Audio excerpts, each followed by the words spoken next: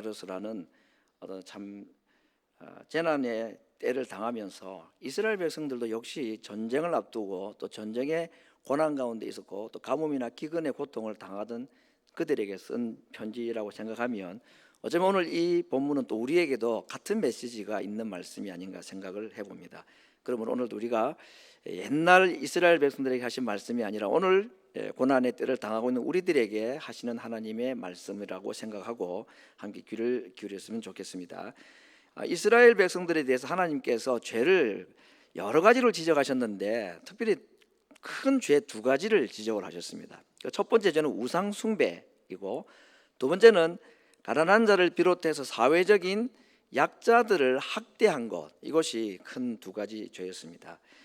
특별히 우상 숭배에 대해서 좀 길게 말씀을 하셨습니다. 우상 숭배에 대해서는 적어도 두 가지의 비유를 통해서 그들이 얼마나 심각한 죄를 짓고 있나 하는 것을 보여주셨는데, 첫 번째는 결혼과 관련된, 이혼과 관련된 이야기입니다. 이스라엘 백성들이 신부로서 남편이신 하나님을 떠났다 그랬습니다. 그래서 이스라엘 법에 의하면, 율법에 의하면은 그 남편을 떠나서 간음을 한 여인은 그 남편이 이혼 증서를 주어 가지고 다른 남자에게 이제 그냥 가도록 이렇게 자비를 베풀어 줍니다. 그래서 이렇게 이혼한 여인이 다른 남자에게 가서 결혼을 하게 되었는데 그 남편이 죽었습니다. 그럼 또 혼자 되어서 그 혼자 된 두 번째 결혼하는 여인은, 아내는 다시 이전의 남편과 결혼할 수 있느냐? 어떻게 생각하십니까? 성경에 이런 법도 있습니다. 율법에 다 명시를 해놨습니다. 신명기 24장에 보면 못한다 그랬습니다. 뭐 할 수도 있죠. 뭐 다시 재혼을 할 수 있는데 왜 이런 법을 만들었냐면 그렇게 되면 정말로 세상이 문란하게 된다. 그래서 못하게 되어 있습니다. 그 법에 의하면은 이스라엘 백성들은 지금 간음한 아내가 되어서 다른 남자에게 결혼한 사람입니다.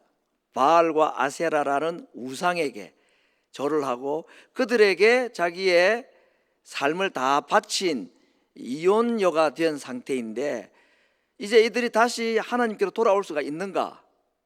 율법에 의하면은 못 돌아오죠. 그런데 하나님께서는 그들을 기다려 주시겠다고 말씀을 하셨습니다. 또 한 가지는 이 포도나무 열매에다 비유했는데, 이 포도나무를, 좋은 나무를 심었는데 가지가 잘못되어 가지고 나쁜 열매를 맺었다. 이건 이제 앞에 말씀드렸던 우상숭배라든지 또는 사회적으로 잘못된 죄를 범한다든지 이런 것들을 두고 열매를 말하는데, 좋은 나무를 분명히 심었는데 나쁜 열매를 맺었다. 그래서 가지를 다 꺾어버리고 불살라 버렸다 그랬습니다.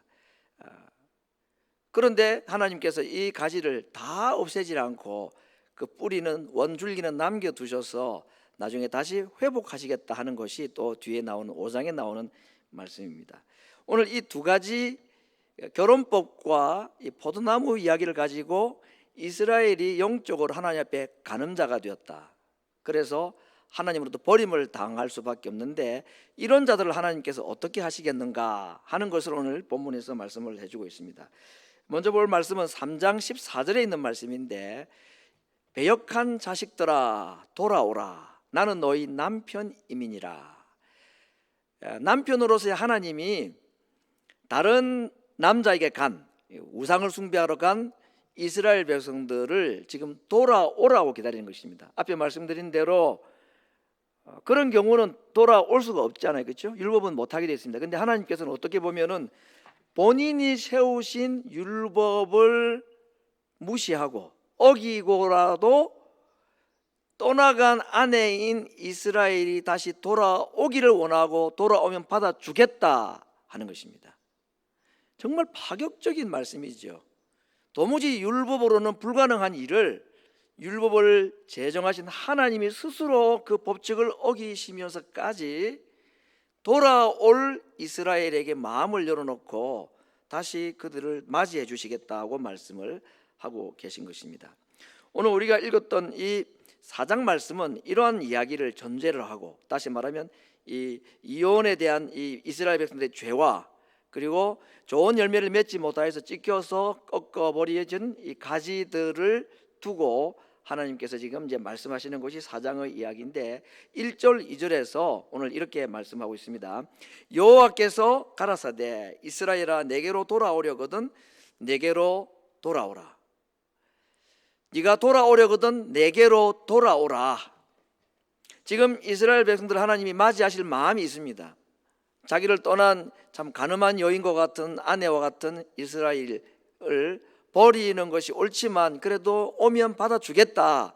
돌아오라고 간절히 바랍니다. 그러나 그냥 돌아오면 안 된다. 네가 내 앞에서 잘못한 가증한 것들을 버리고 그리고 마음을 더 이상 요동하지 말고 진실과 공평과 정의로 살겠다고 하나님의 이름으로 하나님의 삶으로 맹세하고 내게로 돌아오라. 하나님의 마음은 범죄한 이스라엘이 돌아오기를 간절히 바랍니다. 그러나 그냥 와서는 안 된다. 어떻게 해요? 모든 것을 버리고 돌아와라. 다르게 말하면 진실로 회개하고 내게 돌아오라 하는 것입니다.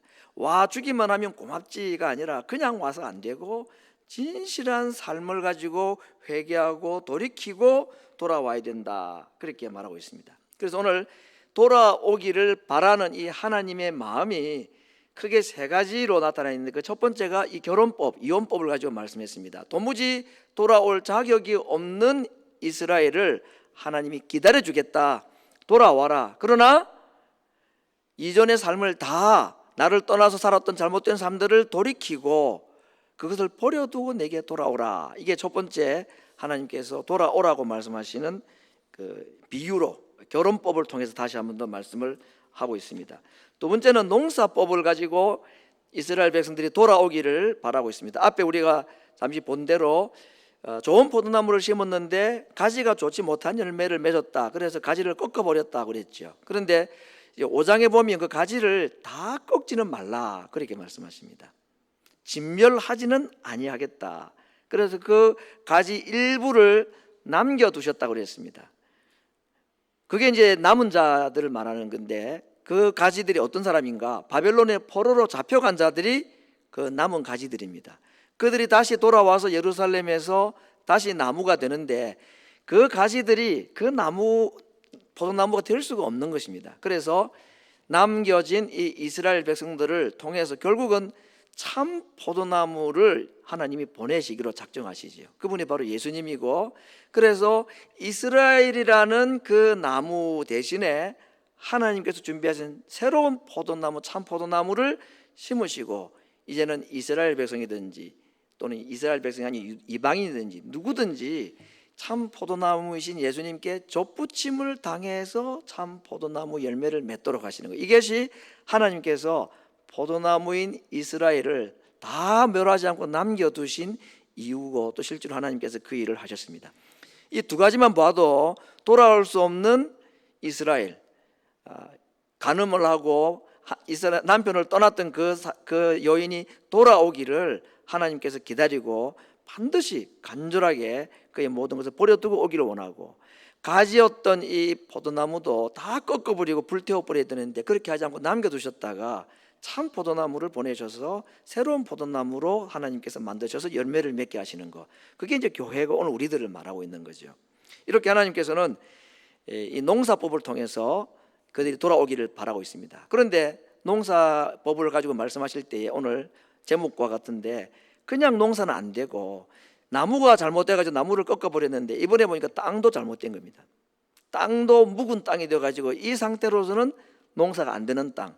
그래서 땅을 기경하라, 갈아엎고 또 가시덤불이라든지 잡초를 다 제거하고 돌멩이도 다 드러내고 그렇게 해야 파종이 되고 열매가 맺는다는 것입니다. 아무리 급하고 빨리 열매를 맺고 싶어도 그냥 이 상태, 이 마음밭의 상태 가지고는 절대 열매 안 맺으니까 땅을 갈아엎고 잡초를 제거하고 하나님 앞에 돌아와야 된다. 그래야 너희들이 열매를 맺을 수가 있다. 그렇게 말씀을 하고 있습니다.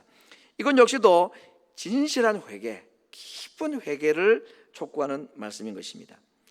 혹시 여러분 집에 조그만 텃밭이라도 갖고 보신 분들은 경험이 있겠습니다만은 이 땅이 참 신비롭지 않습니까?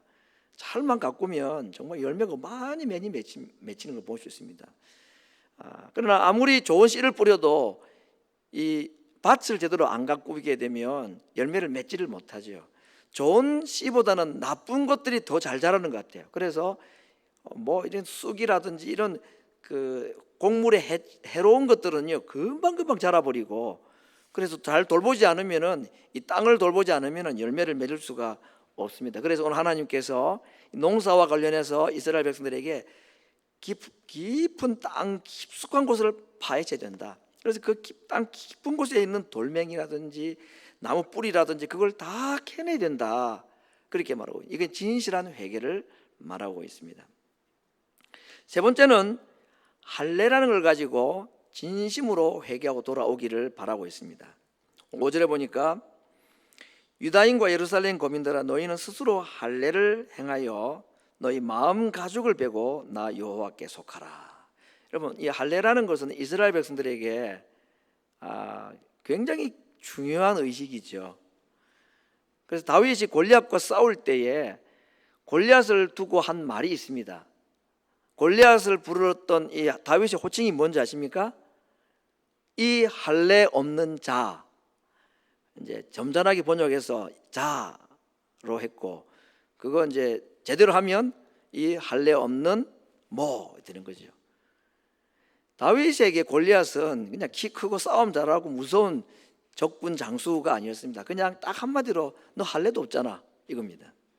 그게 이스라엘 백성들은 할례 없는 것을요 굉장히 경멸했고 부끄러워하고, 왜냐하면 할례라는 것 자체가 하나님의 백성이라는 증거이기 때문에 하나님을 믿는 이스라엘 백성들에게 이 할례는 다른 어떤 것보다도 중요한 것입니다. 이스라엘 백성들이 애굽에서 출애굽하고 광야 40년을 거치면서 여호수아와 함께 요단강을 건너서 가나안 땅에 들어갔을 때에 요단강을 건너오란 뒤에 맨 먼저 한 일이 할례였습니다. 그렇죠. 여리고성을 눈앞에 두고, 여리고성은 정말 난공불락의 요새와 같은 성 아닙니까?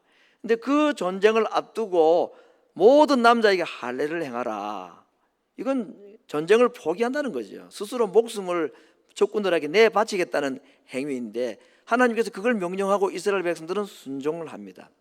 그 이유가 뭐냐? 성경에서 말씀하기를 내 백성이 40년 광야 생활을 지나면서 40년 광야 생활을 하는 동안에 할례를 안 한 거죠. 그래서 할례 없는 백성이 되었다.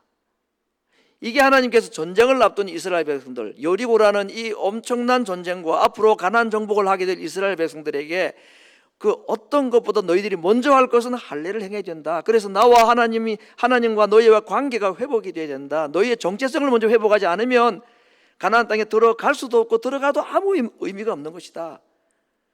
그래서 그들에게 가장 먼저 중요하게 했던 것이 할례였습니다. 그래서 그곳 이름을 길갈이라고 이름을 붙입니다.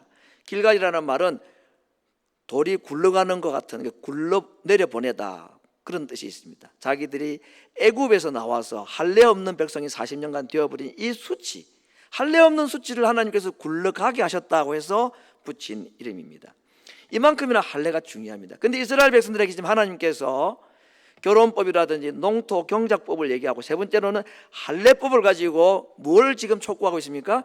회개하라는 거 아닙니까? 내게로 진심으로 돌아오라. 나는 너희들이 돌아오기를 원하고 기다리고 있는데 그냥 안 된다. 전심으로 회개하고 진실로 회개하고 돌아와야 된다.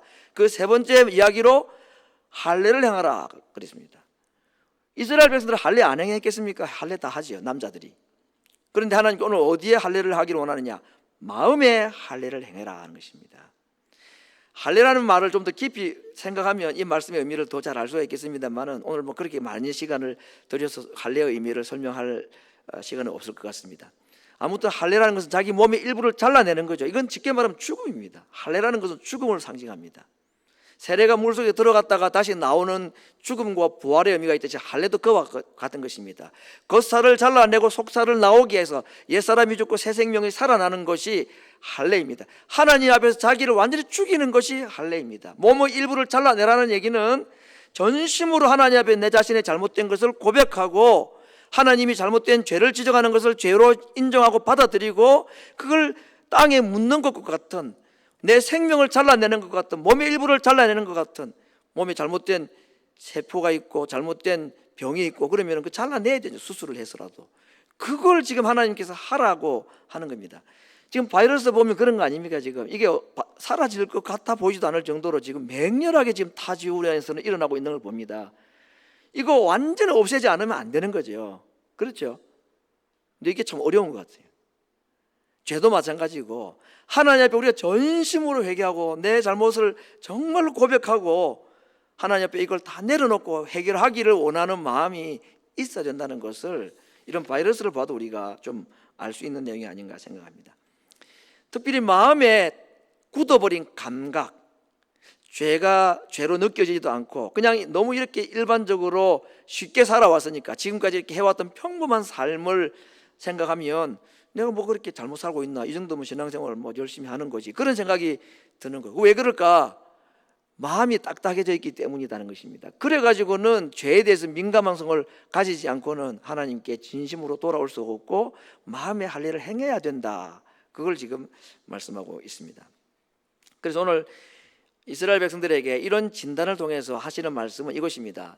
너희들의 죄를 돌아보고 철저하게 깨닫고 그것을 회개하고 내게로 돌아오라. 이것이 묵은 땅을 기경하라는 말이고 마음의 할례를 받으라는 말이고 너희가 좋아서 따라갔던 그 남편 그거 다 버려두고 바알과 아세라 다 버려두고 내게 오라 하는 말씀의 의미이다 하는 것입니다.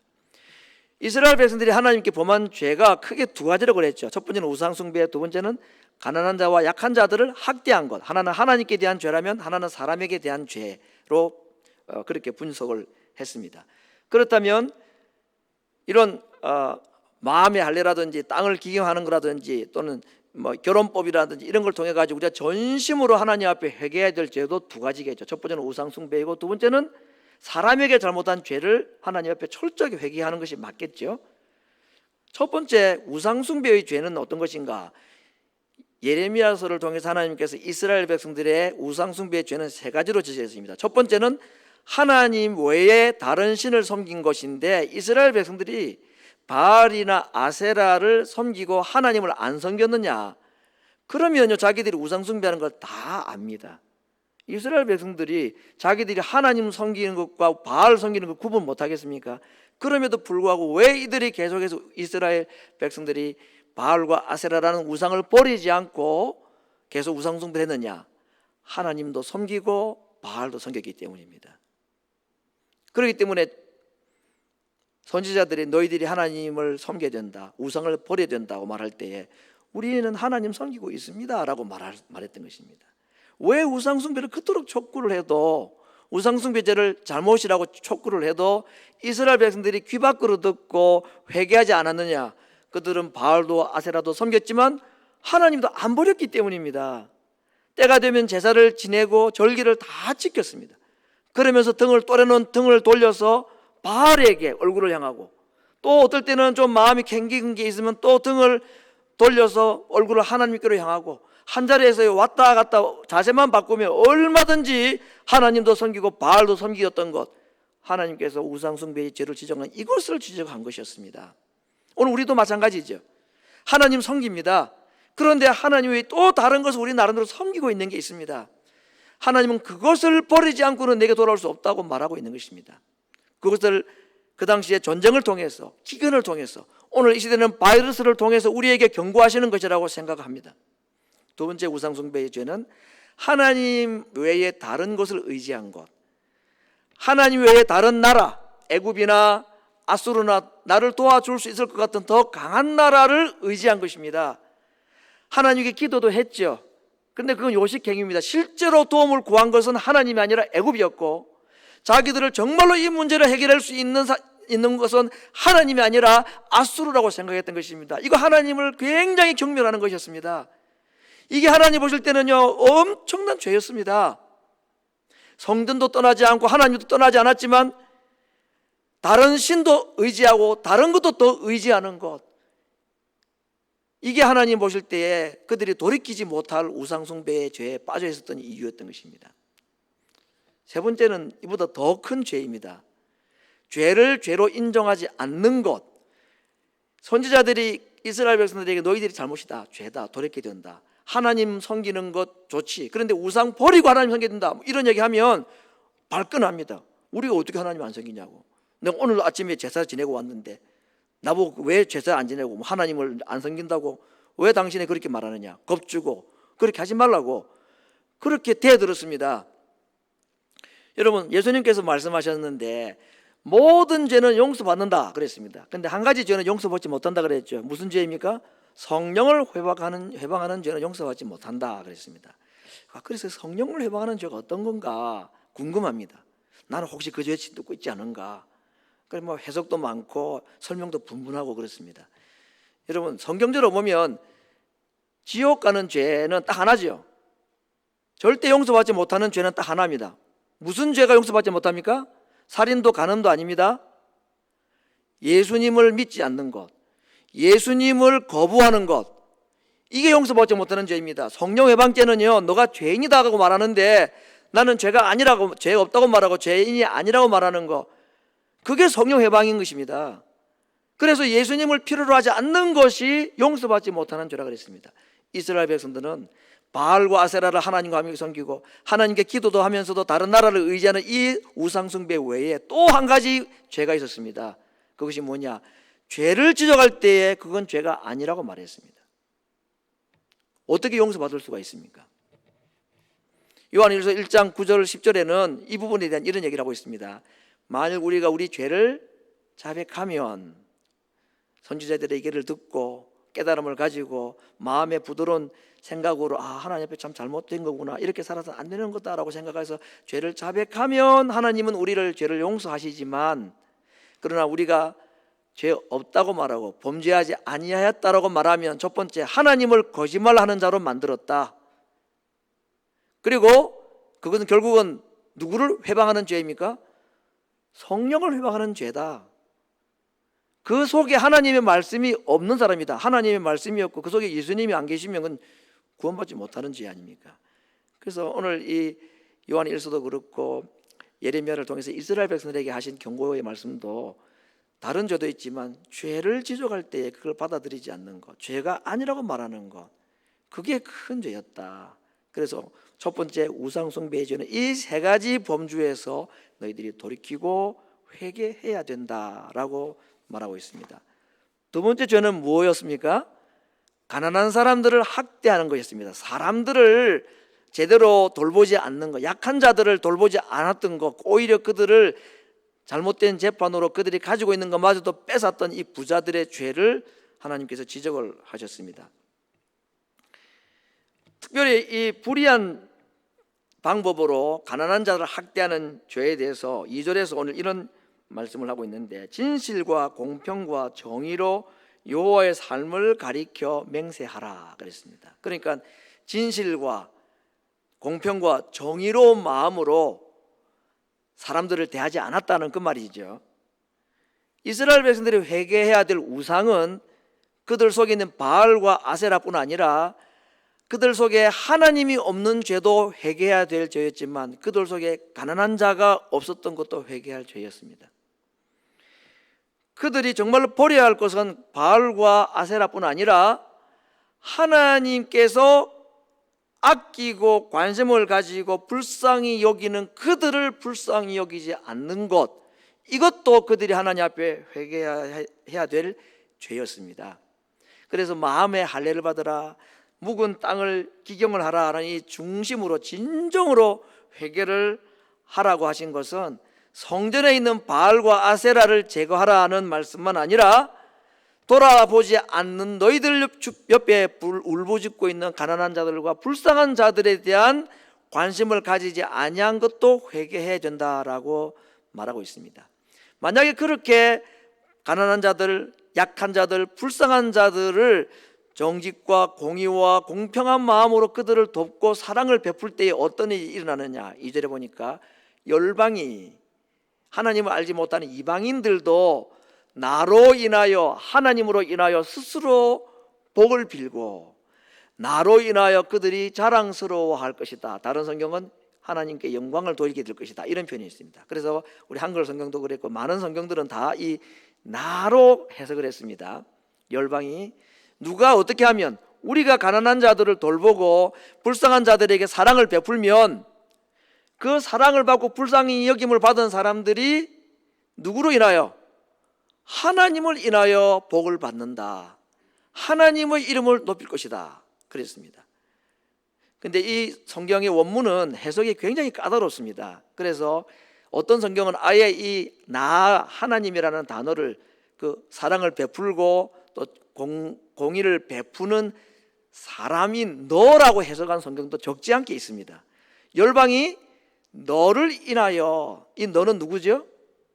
이스라엘 백성들을 말하고, 더 정확히 말하면 정말 하나님을 공경하고 사랑하는 마음으로 불쌍하고 가난한 자들을 돌보았던 사람들, 그렇게 되면 그 사람들이 너를 인하여 복을 받고 너를 인하여 하나님께 영광을 돌리게 될 것이다. 어느 해석이든지 내용은 같은 것입니다. 하나님께서는 그렇기를 원하셨습니다. 이것이 불신자들이 또는 열방이, 다른 사람들이 나를 통하여서 하나님께 복을 받고 나를 통하여서 하나님께 영광을 돌리게 되는 것, 이게 아브라함을 하나님께서 부르셨던 목적이었죠. 그를 복의 근원으로, 복의 통로로 열방이 너를 통해서 복을 받게 하겠다는 그 하나님의 부르심의 목적이 이루어지는 것이 바로 저 구절인데, 이스라엘 백성들은 하나님께서 그런 목적으로 불러주신 것입니다. 그들 잘 되고 부자 되고 다른 나라하고 경쟁해가지고 이방 나라들 다 뺏어가지고 전쟁에서 이겨가지고 자기들 부자 되라고 하나님께서 불러주신 게 아닙니다.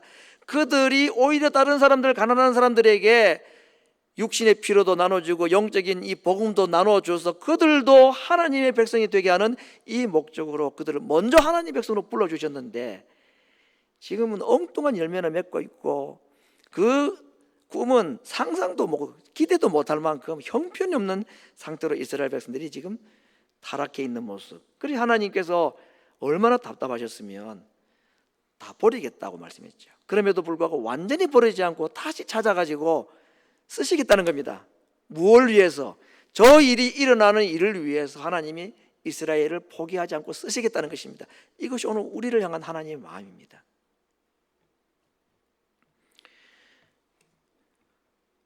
우리 믿는 자들이 가끔씩 이런 일을 경험할 때에 마음속에 이런 생각을 할 때가 있습니다. 세상이 참 불공평해. 이번에 코로나 바이러스 사태 중에도 또 그 조지 플로이드라는 그 흑인 남성이 경찰에게 참 억울한 일을 당하고 목숨을 잃었던 사건이 일어나는 바람에 정말 엎친 데 덮친 격으로 이 전 미국이 한번 들끓고 있지 않았습니까? 그로 인해서 뭐 한인이 미국인이 가리지 않고 지금 많은 또 이 상업의 피해를 보기도 하고 막 그랬습니다. 그런 일들을 보면 정말 약자들과 이 사회에서 억울한 일을 당하는 사람들을 교회가 돌아보고, 하나님께서 우리를 먼저 부르신 이유는 그러한 일들이 세상에 일어나지 않기를 바라서 하신 일이 아닌가, 그런 생각을 해봅니다. 그래서 그런 일들을 보면은 우리는 여러 가지로 생각합니다. 뭐 사회가 어떻고 나라가 어떻고 조직이 어떻고 시스템이 어떻고 막 그런 얘기를 말하기를 좋아합니다. 아무튼 우리 주변에 일어나는 불행한 일들을, 모든 책임들을 환경 탓하고 어떤 조직이나 나라의 책임자들에게 모든 문제를 다 맡기고 그렇게 전가하려는 이상한 심리가 우리에게 좀 있는 건 사실 아닙니까? 그런데 오늘 본문과 같은 말씀을 보면 그런 일이 있을 때 우리가 해야 될 것이 뭐냐? 우리가 마음을 기억하고 내 죄를 봐야 된다는 것입니다. 그 백인 경찰에게 살해라고 해야 될지, 뭐 지금은 아주 심각한 상태가 되어 있지만, 그런 어려운 일을 당한 사람을 볼 때에 그 백인들 탓하고 누구 흑인들 탓하고 할 게 아니라 믿는 자들은 우리의 죄를 돌아보라고 그런 일을 보여주신 것이라는 것입니다. 그런 일을 당할 때에, 코로나 바이러스를 당했을 때에, 전쟁이 일어나고 나라에 가뭄이 들고 천재지변이 일어나고 할 때에 하나님께서는 우리의 모든 시선을, 우리 마음을 보게 하는 것입니다. 우리 마음을 기경하라는 사인으로 주신 것이라고 하겠습니다. 마음밭에 딱딱하고 우리가 죄에 대해서 둔감하고 하나님이 내 마음에 계시지 않았고 하나님과 세상을 함께 섬겨왔던 우리들의 우상숭배의 죄를 회개하고, 나보다 더 어렵고 힘든 가운데 살아가는 자들에 대해서 무관심했던 우리들의 죄를 회개하라고 이런 일들을 우리에게 보게 하셨다는 것입니다.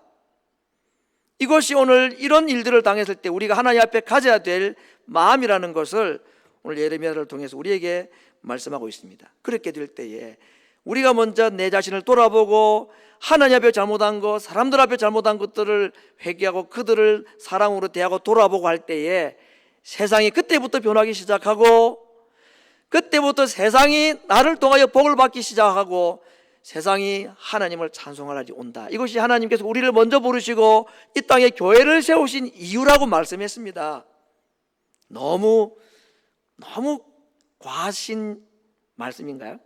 너무 우리하고는 거리가 먼 요구를 지금 하고 계시는가? 하나님께서는 이 목적을 가지고 지금도 포기하지 않고 이스라엘을 지키시고 우리를 하나님의 교회로 불러 주신 것입니다. 우리는 지난 넉 달이 넘게 코로나 바이러스라는 참 새로운 환경 속에서 살아왔습니다. 이틀 전에 녹색 단계로 전환이 되었다고는 하지만 상황이 나아진 것 같지도 않고 타주에는 정말 상상을 못할 만큼 문제가 확산되고 있다는 걸 알고 있습니다. 이 일이 정말 해결이나 될 수가 있을까 하는 두려움이 다 우리 가운데 있습니다. 이 문제를 바라보는 정치인들, 선거를 앞두고 어떻게 해야지 표를 얻을 수 있는가, 경제인들은 어떻게 해야지 돈을 잃어버리지 않고 이 문제를 해결할 수 있을 것인가, 과학자들은 이거 어떤 백신이라도 만들어 가지고 빨리 해결해야 될 텐데, 다 좋은 생각일지 모르겠습니다. 다 분석이 다르고 대책이 다르겠지요. 그러나 이것은 하나님께서 허용하신 일이라고 생각하면 이 문제의 진단과 해결책은 하나님으로부터 얻어야 되는 것이고 성경으로부터 그 답을 얻어야 되는 거 아니겠습니까? 세상에 무슨 이야기를 한다 할지라도 그들 나름대로 하는 것은 뭐 나쁘진 않겠지만요, 근본적인 것은 이 문제는 하나님으로부터 해결책을 얻어야 되고 하나님의 마음으로 이 답을 찾아야 되는 것입니다. 그것이 무엇일까? 저는 오늘 제목에서 지금 이 시대에 다른 사람은 모르겠지만 믿는 사람들, 하나님의 백성들이 해야 될 일은 우리의 묵은 땅을 기경하는 것이고 우리의 마음에 다시 할례를 행하는 것이고, 혹시라도 하나님을 정말 전심으로 섬기지 못하고 내 속에 바알과 아세라와 같은 또 다른 우상들을 함께 겸하여 섬겨왔던 우상들이 있으면 그걸 하나님 앞에 내어놓고 회개하는 것이 이 코로나 바이러스를 앞두고 믿는 자들이 해야 될 유일한 방법이라고 생각합니다. 혹시 더 좋은 방법이 있으면 트럼프 대통령한테 알려주십시오. 그렇게 하시면 된다고. 저는 이 방법 외에 믿는 자가 할 수 있는 게 따로 있겠나 싶습니다. 하나님 앞에 잘못한 죄를 회개하고 사람들 앞에 잘못한 죄를 하나님 앞에 회개하는 것, 이것이 묵은 땅을 기경하는 것 아니겠습니까?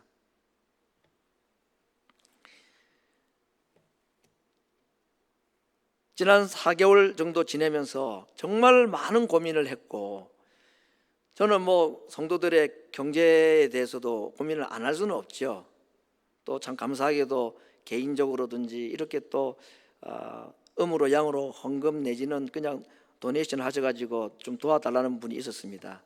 그래서 최소한 5,000불 이상 참 우리 교인들 그래도 필요한 분들에게 좀 나름대로 도와드리려고 애를 써봤습니다. 부족하죠. 턱없이 부족합니다.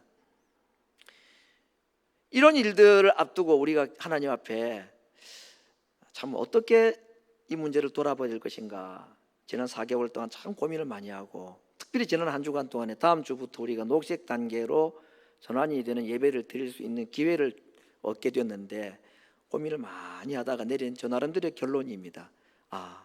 한 주간 특별 새벽 기도해야 되겠다. 어제 마지막 주보 프린트하기 전까지 고민했습니다. 과연 이게 잘하는 것인가 많은 것인가. 근데 지난 한 주간 기도할 때 마음속에 주신 것이고, 마지막 주보 프린트를 앞두고 제 마음에 다시 한 번 더 다짐을 했습니다. 지금은 기도할 때인 게 맞구나. 오지 못하면 집에서라도 기도해야 되는 것이고, 두 가지를 기도해야 되겠다. 첫 번째는 오늘 여기 말씀했던 이 두 가지 죄를 회개하는 겁니다. 우상숭배의 죄와 하나님 앞에서뿐 아니라 사람들 앞에서 우리가 마땅히 해야 될 일을 하지 못했던 것, 나보다 더 어렵고 가난하고 힘든 사람들을 돌아보지 못했던 것, 나만 삼고 생각했던 이거 하나님께서 기뻐하지 않는 우상숭배죄만큼이나 하나님 싫어하시는 죄라 그랬습니다. 하나님 우리를 위해 아들까지 내어주셨는데 우리는 너무 내 안으로만 옹졸한 모습으로 살아갔던 것, 그거 하나님께 회개하는 것, 첫 번째입니다. 두 번째는 과학자가 할 수 없고 정치인이 할 수 없는 거 하나님께 맡기는 것입니다. 하나님이여 이 진노의 날을 감하여 주시옵소서. 저는 하나님 믿는 백성들이 하나님의 일을 위해서 간절하게 기도하면 3년 6개월 만에 비가 오게도 하셨던 하나님이시기 때문에 저는 다른 어떤 방법보다는 이 코로나 사태를 빨리 하루라도 종식시킬 수 있는 방법은 믿는 자들이 하나님 앞에 회개하고 하나님의 도움을 구하는 거라고 생각합니다. 그러므로 이것을 우리가 책임지고, 우리가 제사장이라 그러지 않습니까? 그래도 명색이 그 하나님 앞에 우리 죄를 회개하고, 그리고 이 사태를 하나님께서 종식시켜 주시기를 위해서 엘리야의 심정으로 하나님 앞에 간절하게 기도하는 것, 이것이 우리가 할 수 있는 유일한 방법이고, 제가 볼 때는 지구상의 가장 강력한 코로나 대처법이라고 생각을 합니다. 그러면 이를 위해서 우리가 함께 한 주간 기도하려고 합니다. 마음을 모아서 저는 정말 바라기는 교회에 오시기를 바랍니다. 아무리 많이 와도 우리 교회 이 녹색 단계에서 허용하는 기준치를 넘어설 정도는 아닙니다. 새벽기도 시간을 내어서 오셔가지고 기도도 다시 시작해야 되는 것이고, 우리 신앙도 다시 시작해야 되는 것이고, 7월 첫째부터 시작되는, 그때는 또 2부 예배로 줄어드는 예배입니다만은 정말로 여러분 얼마나 지금 어떤 상황이 벌어질지 우리 잘 알지 못하는 가운데서 믿는 자들이 먼저 기도하고, 기도하는 자들이 먼저 한 주간 기도하면서 준비하면서 다른 것을 혹시 잃어버린다 할지라도 우리의 믿음 잃어버리지 아니하고 하나님 보실 때 참 잘하고 있다, 그래 그렇게 하는 거야 라고 하나님으로부터 칭찬받을 수 있는 소수의 무리들로 이번 한 주간을 기도하면서 우리의 영이 먼저 살고 다른 이웃들이 살아나고, 그리고 이 세태가, 이 바이러스의 무시무시한 바이러스 사태가 그렇게 해서 종식이 되는 날이 하루속히 오도록 그런 능력을 우리에게 주셨고, 그런 믿음을 우리에게 주셨으니까 한 주간 믿음으로 기도하는, 승리하는 모든